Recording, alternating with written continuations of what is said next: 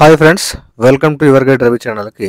ఈ యొక్క loan recovery agents ఓకేనా కస్టమర్స్ తోటి ఏ విధంగా మాట్లాడతారు, డీల్ చేస్తారంటే it is purely based on customer ఏ విధంగా వాళ్ళకు రెస్పాండ్ అవుతున్నారు. ఓకేనా. కస్టమర్స్ ఏ విధంగా రెస్పాండ్ అవుతున్నారు, ఏ విధంగా మాట్లాడుతున్నారు, దాన్ని బట్టే మీరు కస్టమర్ని అరేంజ్మెంట్ చేయగలుగుతారా లేదా డిసైడ్ అవుతారు. ఓకేనా. కాబట్టి మన కేసు ఇన్ జనరల్గా ఏమవుతుందంటే, ఒక ఏజెన్సీలో క్లోజ్ కాకపోతే ఆ యొక్క కేసు ఇంకొక ఏజెన్సీకి మూవ్ అవుతుంది.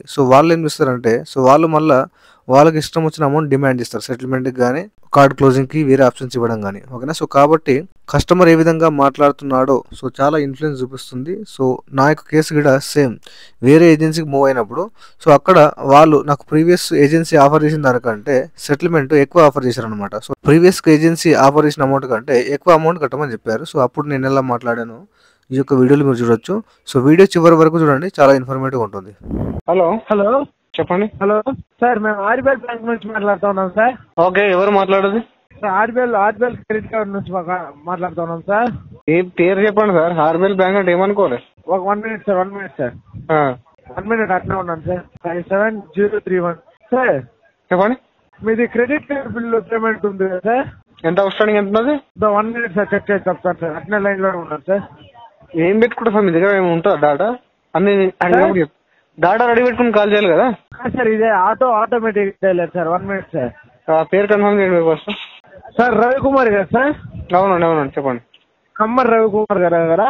అవునండి చెప్పండి. అవుట్ స్టాండింగ్ అమౌంట్ వచ్చి 1,31,000 ఉంది సార్. 1,31,181 rupees sir. మీ పేరు ఫస్ట్ కన్ఫర్మ్ చేయండి. ఎక్కడి నుంచి మాట్లాడుతారు కన్ఫర్మ్ చేయండి. మీ పేరు కన్ఫర్మ్ చేయండి సార్. ఎక్కడి నుంచి మాట్లాడుతున్నారు, మీ పేరేంది? నా పేరా సార్? నా పేరు అశోక్ సార్. అశోక్, ఎక్కడి నుంచి మాట్లాడుతున్నారు? మేము ఇది బెంగళూరు సార్. ఆర్బిఎల్ బ్యాంకా బిఆఫా సార్ మాట్లాడేది? సార్ మీరు ఆర్బిఎల్ బ్యాంకా బిఆఫా? RBL sir. అరే ఆర్బిఎల్ బిఆఫా? ఆర్బిఎల్ బ్యాంక్ నుండే సార్. ఆర్బిఎల్ బ్యాంక్ తరపు నుంచి మాట్లాడతాం సార్. బ్యాంక్ తరపున కదా, ఏజెన్సీయా మీరు? బ్యాంకరా? Yes sir. ఏజెన్సీ నేమ్ చెప్పగలుగుతారా? Hello sir. ఏం సార్ ఏజెన్సీ నేమ్ చెప్పమంటే తగ్గుతున్నారు? అర్థం వాయిస్ బ్రేక్ అవుతుంది కదా సార్. ఏజెన్సీ నేమ్ చెప్పగలుగుతారా అంటున్నా. హలో వినపడుతుందా సార్? నమస్కారం అండి.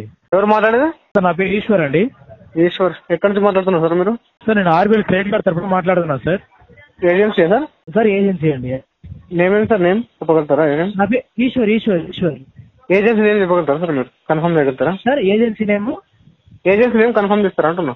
అంటే సార్ ఏజెన్సీ నేమ్ రివీల్ చేయకూడదు సార్. యాక్చువల్గా రికవరీ ఏజెంట్ కదా, నా పేరు వరకు నా ఐడి వరకు అయితే మీరు ఏమైనా నేను చెప్పగలను.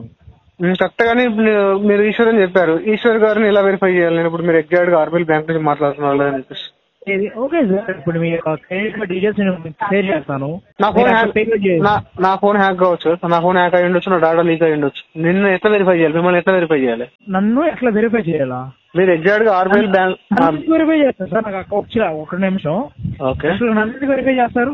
అవును సార్, నాతో ఫోన్ లో మాట్లాడితే వెరిఫై చేసుకోవాలి కదా, ఎవరో మాట్లాడతారు కదా. అట్లా ఫోన్ లో నాతోటి ఎవరైనా మాట్లాడతారు కదా, నేను ఎవరు మాట్లాడుతున్నారో వెరిఫై చేసుకోవాలి కదా, కన్ఫర్మ్ చేయాలి కదా. అవునా? ఓకే. సో మీరు ఇప్పుడు ఏంటంటే నేను డైరెక్ట్ గా నా ఐడి, నా ఏజెన్సీ పేరు చెప్తాను, మీరు ఫైండ్ అవుట్ చేస్తారు. మన ఏజెన్సీలో మీ అకౌంట్ ఉందని మీకు తెలుసా? అదే కదా సార్, నాకు మెసేజ్ వచ్చింది, కన్ఫర్మేషన్ చేసుకుంటున్నాను. మీరు చెప్తే కన్ఫర్మ్ చేసుకుంటాను. అట్లా అది చెప్పండి, మ్యాటర్ చెప్పండి. ఏజెన్సీ చెప్పడానికి భయపడుతున్నారు కానీ మీరు మ్యాటర్ చెప్పండి. చెప్పకూడదు, రివీల్ చేయకూడదు. రివీల్ చేయకూడదు ఎక్కడ ఉంది సార్? నేను ఆర్బీఐ గైడ్లైన్స్ లో ఆర్బీఐ గైడ్లైన్స్ సీదా ఓపెన్ చేయించి మీకు ఏజెన్సీ పేరు చెప్పాలి ఓకేనా అని చెప్పేసి మీకు చూపిస్తాను పాయింట్ సీదా. సరే, ఓకే మీరు అది చెప్పించండి, పర్వాలేదు. నేనేమంటున్నా సార్, నేను ఆర్బీఐ క్రెడిట్ కార్డ్ తరఫున ఏదైతే పెండింగ్ అమౌంట్ ఉందో అది రికవరీ చేయడానికి కలెక్షన్ కాల్ చేస్తున్నాను. ఇక్కడ ఉండే కార్డు వచ్చేసి 43 సార్, మీ యొక్క కార్డు. మరి ఇప్పటికీ 6 నెలలుగా పేమెంట్ చేయలేదు. టోటల్ గా మీరు రవికుమారే కదా మాట్లాడేది? కమ్మరే రవికుమార్. అవును సార్, నేనే మాట్లాడుతున్నా. Person I'm the holder of the card. Okay. So ఇప్పుడు ఏంటంటే మీకు కార్డు మొత్తానికి అవుట్స్టాండింగ్ ప్రెసెంట్ వచ్చేసి 1,31,000 పెండింగ్ ఉందండి. ఓకే, 1,31,000. ఓకే సార్, అది మీరు ఎందువల్ల 6 నెలల పేమెంట్ కట్టలేదు? ఒకటి ఫస్ట్ పాయింట్ వచ్చేసి ఫండ్ ఇష్యూ ఉంది సార్ దీంట్లో. అంటే యాప్ ప్రాబ్లమా? ఫైనాన్షియల్ ప్రాబ్లం ఫస్ట్ ఉంది, ఫస్ట్ పాయింట్. మీకు ఫైనాన్షియల్ గా ప్రాబ్లం వచ్చింది. ఓకే. సెకండ్ పాయింట్ వచ్చేసి ఈ కేసు లోపల డిస్ప్యూట్ చేశారు. మీ యొక్క ఆర్బిఎల్ ప్రీవియస్ గా అలాట్ చేసిన ఏజెన్సీ ఉంటుంది కదా, దాంట్లో దుర్గా అనే అమ్మాయి డిస్ప్యూట్ చేసిన తోటి ఓకేనా, ఆన్ కాల్ లోపల అన్పార్లమెంటరీ లాంగ్వేజ్ ఇచ్చేశారు. So that is also one of the reason payment ఆపడానికి. Okay okay.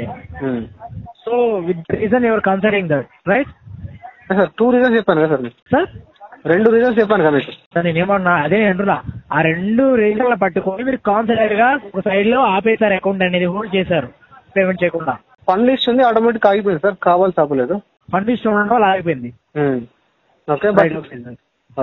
సో ఇప్పుడు మరి ఇది ఎట్లా ఇప్పుడు అకౌంట్ క్లియర్ చేయాలనుకుంటున్నారు? ఇప్పుడు నేను ప్రజెంట్ అయితే ఏం అనుకోలేదు సార్, మీరు చెప్పండి ఎట్లా ఏదో చెప్పండి మరి. సార్ యాక్చువల్ గా బ్యాంకింగ్ సెక్టర్ లో మనకి నార్మల్ గా 3 నెలల పైన 4 నెలల పైన అకౌంట్ అనేది పేమెంట్ చేయకుండా ఉంటే ఓకే ఎన్పిఏ మారిపోతాయి సార్. ఎన్పిఏ తెలుసు సార్, 30 days 90 days అయిపోతే ఎన్పిఏ అయిపోతుంది. ఓకేనా? సో అవి ఎన్పిఏ అయిపోయింది. అట్లాగే మనకి 6 నెలల దాకా ఇప్పుడు అకౌంట్ అనేది రైట్ ఆఫ్ అయింది. ఓకే. రిటర్న్ ఆఫ్ అన్నారు. సో ఇట్లా ఏంటంటే రైట్ ఆఫ్ ఎన్పిఏ అంటే బ్యాంక్ చేతిలో ఉంటుంది, దానికి ఏదైతే బ్లాక్ మార్క్ యాడ్ అయిందంటే మనం రిమూవ్ చేయగలం. ఓకే.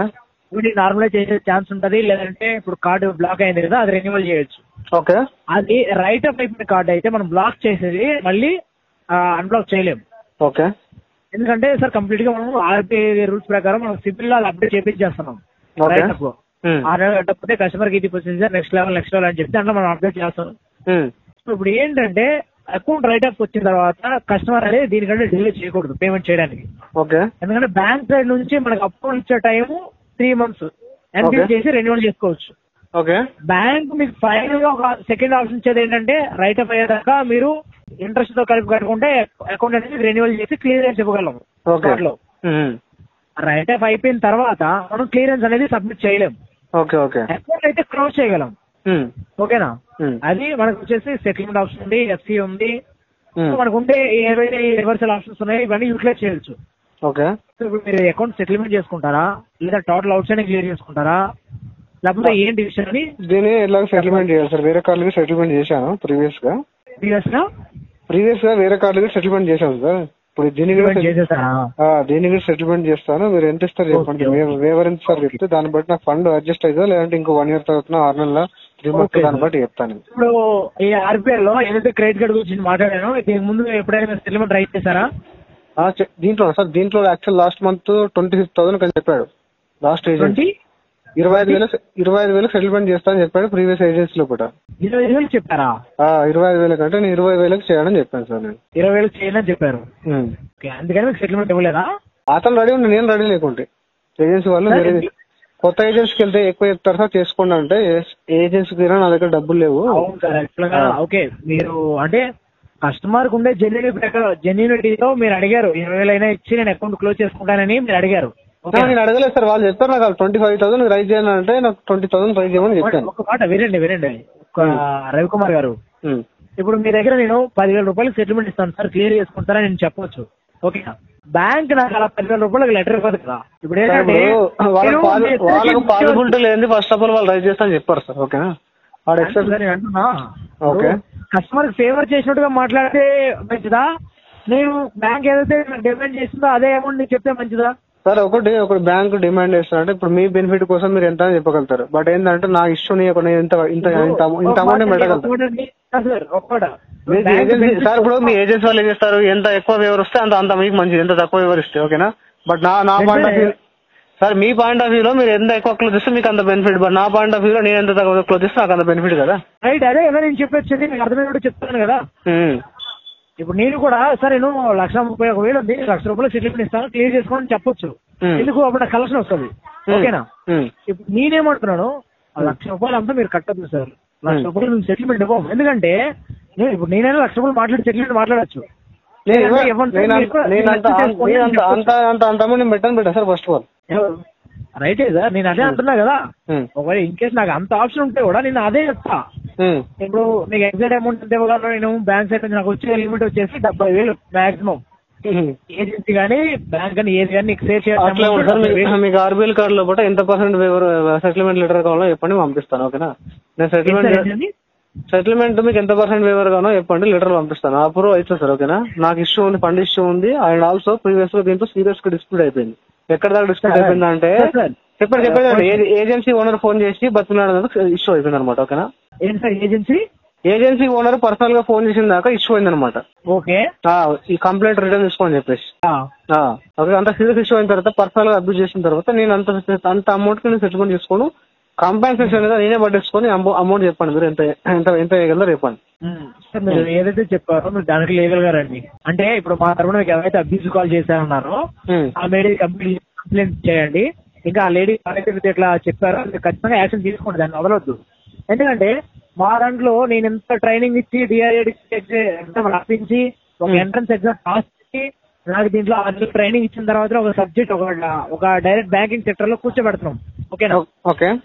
ఇప్పుడు నేనే ఉన్నాను, నేను మీ దగ్గర సార్ మీరు కట్టనన్నారు, నేను కట్టంటే నేను చేయాలి. ఓకే సార్ మీరు ఫర్దర్ గా ఫార్వర్డ్ అవ్వండి, వాళ్ళు కాంట్రాక్ట్ అవుతారని చెప్పి నేను కట్ చేసేవచ్చు. ఓకేనా? చేయాల్సిన పని లేదు. ఇంకొక రోజు మీరు క్లోజ్ చేసుకుంటారు. నేను ఎలా ఒక మాట జెన్యున్ గా డైరెక్ట్ గా చెప్పేస్తాను అనుకోండి, ఓకే సార్ మీరు నేను మాట్లాడడానికి నాకు ఇట్లా మాట్లాడారు, ఓకే కరెక్ట్ గా ఫీడ్బ్యాక్ అందింది మీ దగ్గర నుంచి, సెటిల్మెంట్ చేసుకుంటారు ఇదని చెప్పి మాట్లాడితే నేను దానికి జెన్యున్ గా ఏదైతే హెల్ప్ కావాలో దాన్ని చేసి మాట్లాడగలను. ఇప్పుడు మీరు అన్నారు ఓకే మీరు నా దగ్గర నుంచి మళ్ళీ ఏదో అడిగారు కదా కన్సెప్షన్, సో అదైతే నేను పాసిబిలిటీ చేయలేదు. ఎందుకంటే తప్పు నాదని నేను ప్రూవ్ చేయలేదు, అట్లా అని తప్పు నేను చేస్తానని చెప్పి నేను చేయలేదు. ఇన్ కేసు ఎవరైనా తప్పు చేస్తుంటే మీరు వాళ్ళ మీద యాక్షన్ తీసుకొని వాళ్ళ దగ్గర కన్సెప్షన్ అడగండి. డెఫినెట్ గా ఏమంటా సార్, ఇప్పుడైతే మీరు చెప్పిన అమౌంట్ అయితే మీ ఏజెన్సీ క్లోజ్ అసలు కాదు. ఓకేనా? క్లియర్ మీరు ఎంత లీస్ట్ ఎంత ఇవ్వగలుగుతారో చెప్పండి, దాన్ని బట్టి నేను అడ్జస్ట్మెంట్ అవుతుందా కదా క్లియర్ చెప్తా, దాన్ని బట్టి మీరు ఫర్దర్ గా ప్రొసీడ్ కాండి. సార్ మీరు అనుకున్నట్టుగా 20,000 30,000 40,000 అయితే కాదండి. కాకపోతే దాన్ని నేను ఏమన్నా నేను నాకు ఫోర్స్ ఏం లేదు సార్, ఇప్పుడు క్లోజ్ చేయకపోతే ఇంకో 1 year తర్వాత క్లోజ్ చేస్తా. ఓకేనా? సార్ నాకు వినిపించలేదు, వాయిస్ ఇదే అయింది. ఇప్పుడు కాకపోతే ఇంకో 1 year తర్వాత క్లోజ్ చేస్తాను సార్, నాకు అంత ఎమర్జెన్సీ ఏం లేదు. క్లోజ్ చేస్తాను, దానికి ఏముంది, అప్పుడు కూడా అదే ఇంట్రెస్ట్ యాడ్ అవుతుంది. కాంపౌండ్ ఇంట్రెస్ట్ లో మొత్తం కడతారు కదా. నాకు 1 year తర్వాత పెద్ద బల్క్ అమౌంట్ వస్తే అప్పుడు క్లోజ్ చేసుకుంటారు సార్. ఓకేనా? అప్పుడు కట్టిన దానికి ఇప్పుడు కట్టిన డిఫరెన్స్ ఉంటుంది కదా. ఇప్పుడు నాకున్న ఫైనాన్షియల్ ప్రాబ్లమ్స్ కి ఒక 1 year తర్వాత కట్టిన దానికి డిఫరెన్స్ ఉంటుంది. అవునండి. అట్లా కానీ 1 year టైం వేస్ట్ చేసుకుని ఇట్లా 1 year కూడా నా టెలికాలర్స్ తో మళ్ళీ మాట్లాడుకోవాలి. కేసు వరైట్ అయిపోయింది కదా, మీరు లిస్ట్ లో ట్రై చేయండి, ఎంత వస్తుందో మాకు చెప్తే నాకు పాసిబుల్ అవుతుందా కదా నేను చెప్తా. నేను మీ దగ్గర అబద్ధం ఆడను సార్, నా దగ్గర డెఫినెట్ గా నేను కూడా మీకు రియాలిటీ చెప్తున్నా సార్. ఎందుకంటే దీంట్లో నేను కూడా మీకున్న వాస్తవం చెప్తున్నా, నేను అంత అమౌంట్ అయితే అసలు చేయలేను, క్లోజ్ చేయలేను మీ ఏజెన్సీ కదా. నెక్స్ట్ అయితే ఫైనల్ అమౌంట్ మీరు ఎంత ట్రై చేసినా కూడా 65,000 మాట్లాడమంటే 65,000 నేను మీకు డాక్యుమెంట్ ప్రొవైడ్ చేసిన తర్వాత పేమెంట్ చేయండి, మీకు ఏ డౌట్ ఉన్నా కూడా. నో సార్, సార్ నేను ఆల్రెడీ 4 సెటిల్మెంట్ చేశాను ఆల్రెడీ. ఓకేనా? ఓకే. నేను లీస్ట్ క్లోజ్ చేసుకున్నా, నాకు ఇష్యూ ఉందని చెప్పేసి వేరే బ్యాంక్ లో ఎవరు ఇష్యూ చేయలేరు నాకు, ఇదే బ్యాంక్ లో నాకు ఇష్యూ అయింది, మేజర్ ఇష్యూ ఈ బ్యాంక్ లో అయింది నాకు. ఓకేనా? ఆల్రెడీ చేశాను. మీ యొక్క ఏజెన్సీ వాళ్ళ పీపుల్ వచ్చి కూడా కంప్లైంట్ రిటర్న్ తీసుకోమని చెప్పేసి చాలా రిక్వెస్ట్ చేశారు. ఒక మాట నాకు ఈ కంప్లైంట్ గురించి తప్ప ఇంకేం మాట్లాడినా నేను యాక్సెప్టబుల్ గా మీతో మాట్లాడగలను, జెన్యూన్ గా షేర్ చేయగలను. సార్ ఒకటి అంటే భయపడి ఎట్లా మాట్లాడేస్తాను లేకపోతే ప్రీవియస్ జరిగినా మీకు తెలవాలి కదా సార్, ఇష్యూ తెలవాలి కదా, ప్రీవియస్ ఏమైందో, ప్రీవియస్ ఏజెన్సీలో మ్యాటర్ ఏదో తెలవాలి కదా, అట్లా అని చెప్పి మీరు షేర్ చేస్తున్నా. మీరు భయపడతారని కాదు, మీరు భయపడి సెటిల్మెంట్ ఇస్తారని చెప్పేసి కాదు. ఓకేనా? మీరు సెటిల్మెంట్ అంతా ఎంత ఎక్కువ అమౌంట్ వస్తే దానికి నేను కూడా క్లోజ్ చేయడానికి రెడీ లేను, నా ఫైనాన్షియల్ స్టేటస్ సరిపోతుంది దానికి. ఓకేనా? అంత అమౌంట్ క్లోజ్ చేసుకోవడానికి క్లోజ్ చేయని చెప్పట్లేదు, టైం పడుతుంది. ఫైనాన్షియల్ స్టేటస్ సరిపోయినప్పుడు అదే ఎగ్జాక్ట్ అమౌంట్ ఎంత ఉంది సార్, దీని వరకు పుషప్ చేయగలరా లేకపోతే ఎట్లా అనే నాకు అడగాలి. మీరు వచ్చేసి సార్ వాళ్ళు కాదు మీరే చెప్పండి అంటే బ్యాంకింగ్ ఎవరి బ్యాంక్ కూడా చెప్పాను ప్రీవియస్ గా అంత అమౌంట్ అడిగారు వాళ్ళు, అంత అమౌంట్ మీరు చేయగలుగుతారా? అమౌంట్ అయితే రాదండి, మీరు చెప్పే ఆ అమౌంట్ రాకపోతే నేనేం చేయలేదు సార్, ఇక అంత అమౌంట్ నేను కట్టగలుగుతాను. 30,000 40,000 అయితే రానే రాదు సార్. 30,000 40,000 అంటలేదు సార్, ఇంకా నేను 20,000 ఇస్తున్నాను మీకు. అదే సార్ మీరు 20 చెప్పండి 30 చెప్పండి, ఆ అమౌంట్ రాదు. నేను 65,000 మాట్లాడుతుంటే సరే సగం సార్ ఏంటండి అంత అమౌంట్ కష్టం సార్. ఇప్పుడు నా ఉన్న స్టేటస్ కి నాకున్న పొటెన్షియల్ కి అంత అమౌంట్ కాదు. నేను చెయ్యని చెప్పట్లేదు, నేను బ్యాంక్ క్లియర్ గా మెయిల్ పెడతాను, నాకు సఫిషియెంట్ టైం కావాలి, అవసరం ఉంటే టోటల్ ఫుల్ క్లోజ్ చేస్తాను. ఓకే సరే సార్, మీరు బ్యాంక్ మెయిల్ పెట్టండి, బ్యాంక్ కూడా ఆ మెయిల్ నాకే చూపిస్తుంది. ఎందుకంటే బ్యాంక్ కి బిగ్ వర్క్ చేస్తున్నాను కదా నేను కూడా ఇక్కడ. తెలుసు సార్, మీకే పంపిస్తుంది ఫాలో అప్ ఏజెన్సీ కాబట్టి. మీరు ఇంకా ఏజెన్సీ రివీల్ చేయట్లేదు మీకు. ఏం సార్ ఏజెన్సీ పేరు కూడా మీరు రివీల్ చేయట్లేదు సార్, ఆర్బీఐ గైడ్లైన్స్ ప్రకారం మీరు ఏజెన్సీ రివీల్ చేయలేదు. నేను behalf of RBI bank RBI bank అంటే నీ ఏజెన్సీ అనుకోవాలి, ఏమనుకోవాలి, నేమ్ ఉంటది కదా ఎగ్జాక్ట్. ఇప్పుడు ఆన్ కాల్ లో మీరు అందరితో మాట్లాడుతున్నారు సార్. ఏజెన్సీ ఎందుకు వస్తుంది ఇక్కడ? నాకు బిహాఫ్ ఆఫ్ బ్యాంక్ వల్ల అథారిటీగా నాకు ఒక ఐడి కార్డ్ ఇచ్చారు.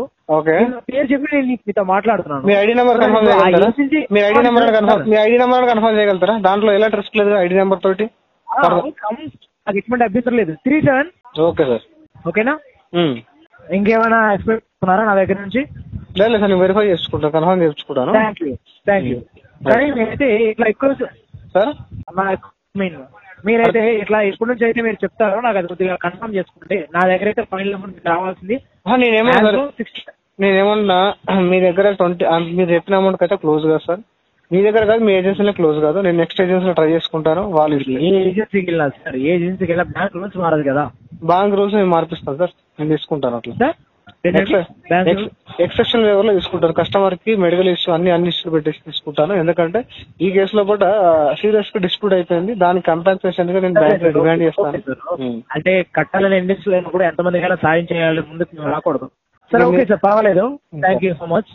మీరు నెక్స్ట్ ఫర్దర్ గా ఎవరైతే కాంటాక్ట్ అయితే వాళ్ళతో కాంటాక్ట్ అవ్వండి. ఓకేనా? Thank you sir, thank you so much. So ఇక్కడ ప్రీవియస్గా మాట్లాడిన ఏజెన్సీ తోటి ఆ యొక్క అమౌంట్ ఓకే, సో అప్పుడున్న బకెట్ సైజుకి అంత పాసిబుల్ కాదని చెప్పేసి సో నేను వద్దని చెప్పాను. సో రైట్ చేస్తా అని చెప్పాడు, బట్ రైట్ చేసినా రిజెక్ట్ అయిపోతుంది అప్పుడు అని చెప్పేసి. దాని తర్వాత ఇప్పుడు కొత్తగా వచ్చిన ఏజెన్సీకి ఇంత నీట్గా ఎందుకు మాట్లాడుతున్నారంటే, సో ఒక ఏజెన్సీకి నుంచి ఇంకొక ఏజెన్సీకి ఫైల్ మూవ్ అయినప్పుడు ఓకేనా, మన కేసు మూవ్ అయినప్పుడు దానిపైన రిమార్క్స్ రాసుకుంటారు వీరు ఓకేనా. సో కస్టమర్ ఎలాంటి వాడు, డిస్ప్యూట్ అయిందా, ఏమైందా, సో ఇవన్నీ ఉంటాయన్నమాట. సో కాబట్టి సో దాన్ని బట్టి వీళ్ళు డీల్ చేస్తారు ఓకేనా. సో నార్మల్గా మీరు అంటారు కానీ అరేంజ్మెంట్ చేస్తున్నారు. చాలా మంది ఏమంటున్నారంటే మెసేజ్ చేసి అన్న లోన్స్ కాల్ చేస్తున్నారు ఓకేనా, అరేంజ్మెంట్ చేస్తున్నారు. అరేంజ్మెంట్ ఎందుకు చేస్తున్నారండి? మీరు ప్రాపర్గా మాట్లాడితే అరేంజ్మెంట్ ఎప్పుడు చేస్తారంటే మీరు ప్రాపర్గా కౌంటర్ ఇవ్వనప్పుడు ఓకేనా, ప్రాపర్గా వాళ్ళు ఆర్బీఐ గైడ్లైన్స్ బ్రేక్ చేసినప్పుడు మీరు ఆ పాయింట్లను గుర్తు చేయకపోతే వాళ్ళు అరేంజ్మెంట్ చేస్తారు ఓకే. సో జనరల్గా లేకపోతే చేయరు. సో జనరల్గా సెటిల్మెంట్ అమౌంట్ అనేది మనం చెప్పగానే అంత అమౌంట్ ఇవ్వరండి ఒక ఏజెన్సీకి రాగానే. సో దాని గురించి మనం ఏజెన్సీ వాళ్ళతో మాట్లాడే విధానం బట్టి ఓకేనా, సో కస్టమర్ ఏ విధంగా ఉన్నాడు, ఏ స్టేజ్లో ఉండి, ఎంత నాలెడ్జ్ ఉంది, ఇవన్నీ కూడా మ్యాటర్ చేస్తాయి. ఇంకో పాయింట్ ఏంటంటే, సో ఈ విధంగా మల్టిపుల్ టాక్స్ అయిపోయిన తర్వాత మాత్రమే ఒకే సెటిల్మెంట్ అనేది ఒక అమౌంట్ ఫైనలైజ్ అవుతుంది. సో వీడియో నచ్చితే లైక్ చేయండి. మరిన్ని ఇలాంటి వీడియోస్ కోసం నా యొక్క ఛానల్ని సబ్స్క్రైబ్ చేసుకోండి. Thank you.